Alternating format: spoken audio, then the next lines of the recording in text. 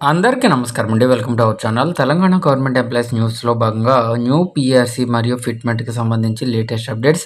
So, ఈ వీడియోలో వీటి గురించి పూర్తి వివరాలైతే తెలుసుకుందాం. సో, ముందుగా వీడియోని సపోర్ట్ చేసేవారందరూ కూడా వీడియోని ఒక లైక్ చేసి, మీతోటి ఉద్యోగ మిత్రులకు వీడియోని అయితే షేర్ చేయండి. ఛానల్‌ని ఫస్ట్ ముందుగా విజిట్ చేసినట్లయితే తప్పనిసరిగా సబ్స్క్రైబ్ అయితే చేసుకొని, పక్కనే ఉండే బెల్ సింబల్‌ని యాక్టివేట్ చేసుకోండి.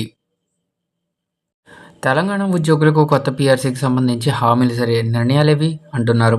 సో, 2023లో కేసీఆర్ ప్రభుత్వం తెలంగాణలో మూడో పీఆర్సీని ఏర్పాటు చేసింది. ఇది రెండవ పీఆర్సీ అండి.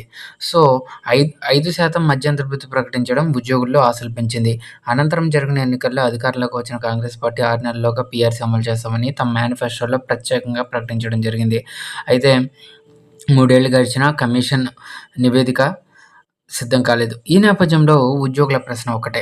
5 ఏళ్ల కాలానికి అమలు చేసిన పీఆర్సీని తయారు చేయడానికి 5 ఏళ్లు పడితే ఈ పీఆర్సీ వల్ల ఉపయోగం ఏమిటి? ఇప్పటికే 5 డీఏలు పెండింగ్‌లో ఉన్నాయి కదా! పదవీ విరమణ పొందిన ఉద్యోగుల బకాయిలు ఆలస్యమవుతున్నాయి కదా! ఉద్యోగుల ఆరోగ్య పథకం, హెచ్ఆర్ఏ ఇతర అలవెన్సులపై కూడా స్పష్టత లేదు.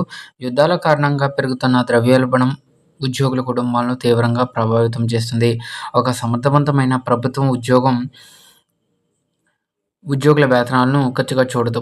అది ప్రజలకు మెరుగైన పాలన అందించేందుకు పెట్టే పెట్టుబడిగా చూస్తుంది. సంతృప్తి చెందిన ఉద్యోగి ప్రజలకు మెరుగైన సేవలు అందిస్తాడు. నిరాశలో ఉన్న ఉద్యోగి నుంచి సమర్థవంతమైన పరిపాలన ఆశించడం అసాధ్యం. ఉద్యోగులను గౌరవించిన ప్రభుత్వాలు పరిపాలనలో స్థిరత్వాన్ని సాధించాయి. ఉద్యోగులను నిర్లక్ష్యం చేసిన ప్రభుత్వాలు రాజకీయంగా మూల్యం చెల్లించుకున్నాయి. ప్రభుత్వం వెంటనే ఉద్యోగ సంఘాలతో చర్చలు ప్రారంభించి రెండవ తెలంగాణ పీఆర్సీపై స్పష్టమైన నిర్ణయం ప్రకటించి పెండింగ్ డీఏలు, రిటైర్డ్ ఉద్యోగుల బకాయిలు, హెల్త్ స్కీమ్, హెచ్ఆర్ఏ ఇతర సమస్యలను పరిష్కరించాలి.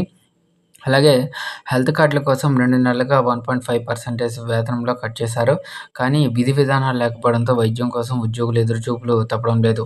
తెలంగాణ ఉద్యమ చరిత్ర చెబుతున్న ఒకే ఒక సత్యం ఏమిటంటే ఉద్యోగుల సహనాన్ని పరీక్షించిన ప్రభుత్వాలు నిలవలేవు. సో, ఉద్యోగులను భాగస్వాములుగా చూపిన ప్రభుత్వాలే చరిత్రలో నిలిచిన విషయం తెలిసిందే. ప్రభుత్వాలు మారవచ్చు, రాజకీయ నినాదాలు మారవచ్చు, కానీ ప్రభుత్వ యంత్రాంగాన్ని నడిపించే వ్యవస్థకు న్యాయం చేయడం ప్రతి ప్రభుత్వానికి ఉన్న ఒక రాజ్యాంగబద్ధమైన బాధ్యత.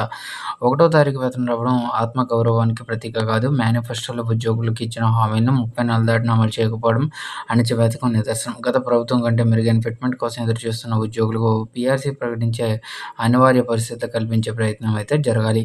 వీరోచిత పోరాటాలు చరిత్ర కలిగిన తెలంగాణ ఉద్యోగుల సహనాన్ని బలహీనతగా చూస్తే దానివల్ల జరిగే పరిణామాలకు ప్రభుత్వం బాధ్యత వహించాల్సి వస్తుందని చెప్పేసి ఉద్యోగులు భావిస్తున్నారు. సో, ఇదండి వాళ్ళ ఎంప్లాయీస్ అసోసియేషన్ తాజా updates. For more updates subscribe to our channel. Thanks for watching. Have a nice day.